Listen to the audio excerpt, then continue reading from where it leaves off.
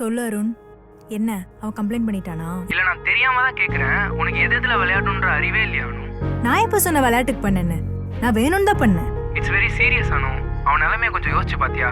அவன் ரொம்ப அப்செட் ஆயிட்டான் அனு. என் நிலைமை நீ கொஞ்சம் யோசிச்சு பாத்தியா? அவனால எனக்கு ஒரு பெரிய ப்ராஜெக்டே கேன்சல் ஆயிருச்சு. இதுக்கு என்ன சொல்லுவ?